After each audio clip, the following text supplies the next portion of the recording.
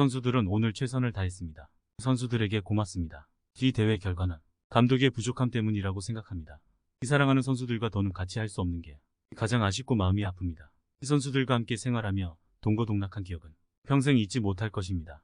이별은 가슴 아프지만 만남이 있으면 헤어짐이 따르는 게 세상의 이치이고, 베트남 국민과 축구 팬께 꼭 우승 선물을 드리고 싶었는데 그러지 못해서 죄송합니다.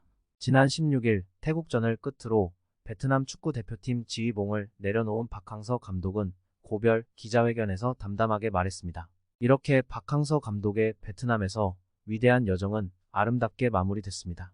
박항서 감독이 이끄는 베트남은 16일 2022 동남아시아 축구연맹 미쓰비시 일렉트릭컵 결승 2차전에서 태국에게 졌습니다.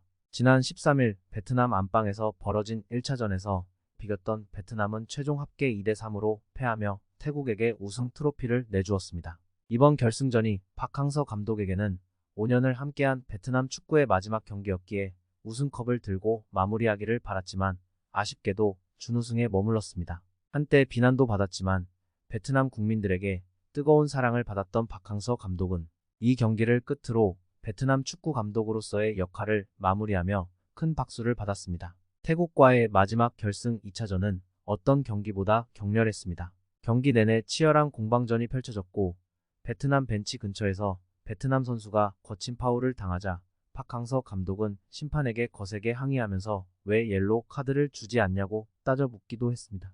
베트남 매체 라오동은 경기 후 경기장에서의 마지막 박항서 감독의 모습을 인상적으로 묘사했습니다. 박항서 감독은 심판들의 결정이나 상대 선수가 그의 선수들에게 반칙을 할 때마다 격렬하게 항의했다. 그리고 마지막으로 웃음과 손짓으로 작별 인사를 했다.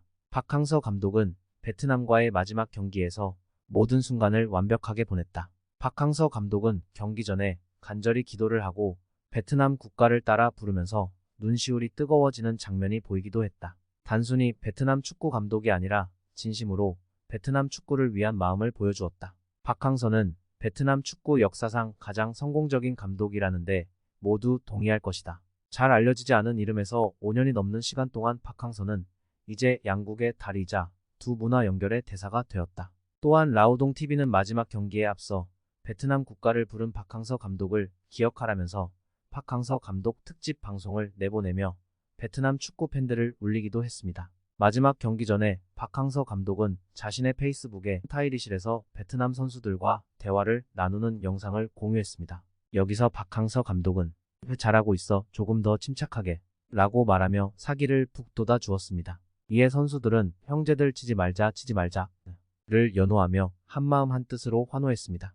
박항서 감독이 어떤 리더십을 가졌는지를 알 수 있는 장면이었습니다. 박항서 감독의 마지막 경기에서 모두를 놀라게 한 인상적이었던 두 장면이 있었습니다. 첫 번째는 태국 선수들이 앞서가면서 시간이 얼마 남지 않자 시간을 지연시키는 침대 축구를 시작하자 보여준 행동입니다. 후반 21분 베트남의 도안 바나오가 걷어낸 공이 태국 사라치 유엔의 북부에 맞았습니다. 유엔은 다소 강한 액션을 보이면서 그라운드에 들어 누웠습니다. 당시 박항서 감독은 과격한 항해 사인을 할 수 있었지만 이에 아랑곳하지 않고 곧바로 선수들을 불러 모아놓고 작전을 지시했습니다. 선수들 위치를 하나하나 다시 짚어주면서 마지막 경기에 자신의 열정을 보여줬습니다. 상대방의 깨끗하지 못한 플레이에 이 박항서 감독의 스포츠맨션과 리더십은 경기 후에 박수를 받았습니다. 두 번째는 경기가 끝나고 나서 박항서 감독이 한 행동입니다. 경기 후 팀 코칭 스태프와 선수들과 악수를 하고 재빨리 베트남 원정 응원 팬들을 향해 달려갔습니다. 박항서 감독은 태국까지 와서 베트남 축구 대표팀을 응원해준 베트남 응원단을 향해 인사를 했습니다. 그리고 시종일관 야유를 보내던 태국 응원단으로 달려가서 인사를 했습니다. 태국 응원단은 놀란 표정이었는데 박항서 감독은 진심으로 축하해줬습니다.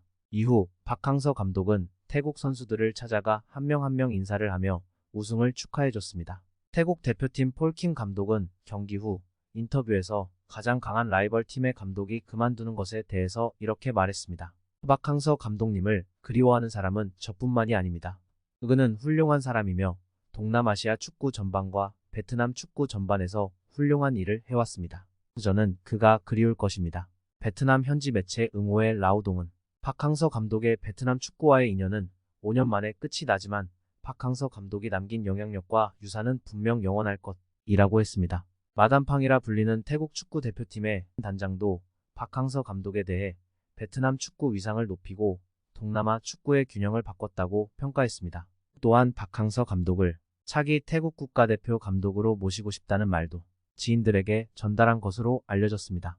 하지만 아직 박항서 감독은 차기 감독직을 어느 곳으로 맡을지에 대해서는 함구하고 있어 애만 태우고 있는 상황입니다. 2018 자카르타 팔렘방 아시안게임이 한창 진행 중이었을 때 베트남을 16강에 진출시킨 박항서 감독이 직접 발 마사지 기계를 들고 한 베트남 선수의 발을 정성스레 문지르고 있는 장면을 대표팀 수비수가 인스타그램에 올려 화제가 된 적이 있습니다.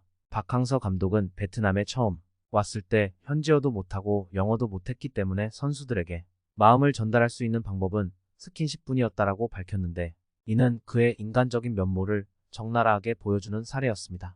베트남 축구 대표팀에게 진정한 사랑으로 다가간 박항서 감독, 그의 앞날에 꽃길만이 있기를 바라며 영상 마치겠습니다. 영상 끝까지 시청해 주셔서 감사합니다. 영상 잘 보셨다면 구독과 좋아요 부탁드리겠습니다.